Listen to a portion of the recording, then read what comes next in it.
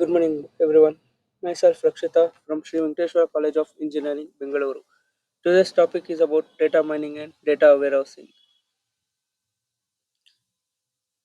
Introduction to data mining and data warehousing. A data warehouse is a subject-oriented, integrated, time-variant, and non-volatile collection of data in support of management's decision-making process. Let's see about what is subject oriented. A data warehouse can be used to analyze a particular subject area. For example, sales can be a particular subject. Integrated. A data warehouse integrates data from multiple data sources. For example, source A and source B may have different way of identifying a product. But in a data warehouse, there will be only a single way of identifying a product. Time variant. Historical data is kept in a data warehouse. For example, one can retrieve data from 3 months, 6 months, 12 months, or even older data or data warehouse.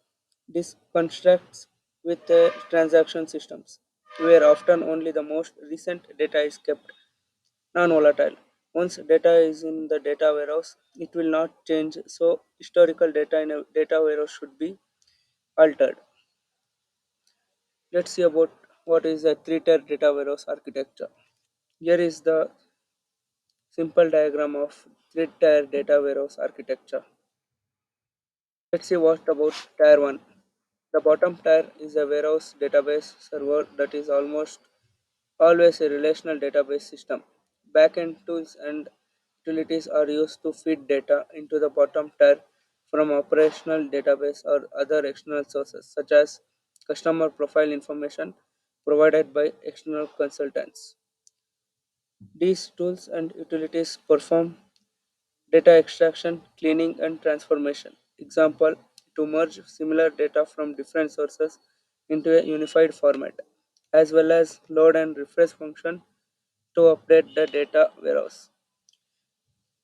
The data are extracted using application program interfaces known as gateways. A gateway is supported by underlying DBMS and allows client program to generate SQL code to be executed at a server. Examples of gateway include ODBC. ODBC means Open Database Connection, and OLEDB means Open Linking and Embedding for Databases by Microsoft and JDBC. That this tier also contains a metadata repository which stores information about the data warehouse and its contents. Let's know about tier 2. The middle tier is an OLAP server that is typically implemented using either a relational OLAP, which is also known as ROLAP model, or a multidimensional OLAP. OLAP model is an extended relational database management system that maps operations on multidimensional data to stand relational operations. A multidimensional OLAP model that is a special purpose serves that directly implements multidimensional data and operations. Let's know about tier 3.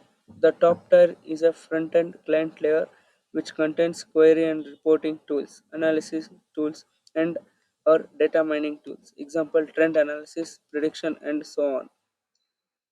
Let's know about multidimensional model. The looking diagram is the representation for multidimensional models. Let's know about working on a multidimensional data model. On the basis of pre-decided steps, the multidimensional data model works. The following stages should be followed for a multidimensional data model. Stage 1, assembling data from the client. In the first stage, a multidimensional data model collects correct data from the client. Mostly, software professionals provide simplicity to the client about the range of data which can be gained with the selected technology. Stage 2, grouping different segments of the system. In the second stage, the multidimensional data model recognizes and classifies all the data to the respective section they belong to and also builds it problem free. Stage 3, noticing the different portions. In the third stage, It is the basis on which the design of the system is based. In this stage, the main factors are recognized according to the user's point of view. These factors are also known as dimensions.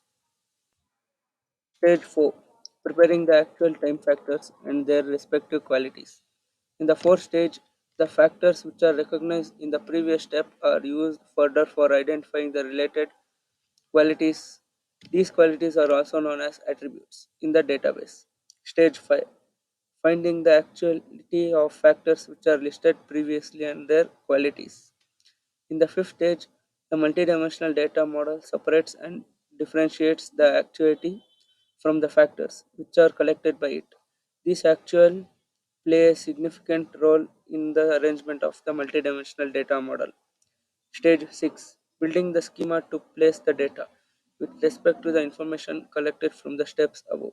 In the sixth stage, on the basis of the data which was collected previously, a schema is built.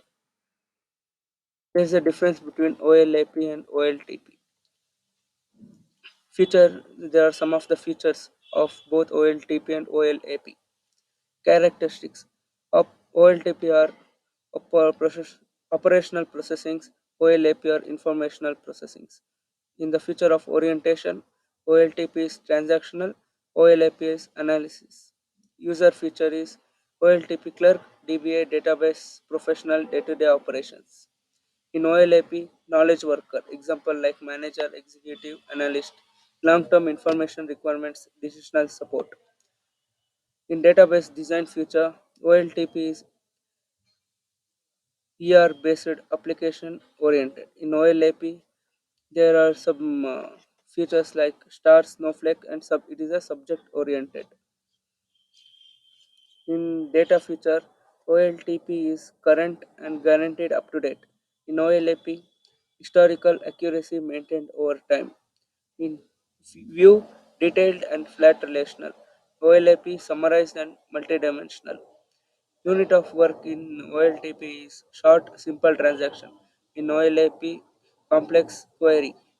In database size also. In OLTP, there are some 100 MB to some GBs. In OLAP, 100 GB to some TBs. Thank you.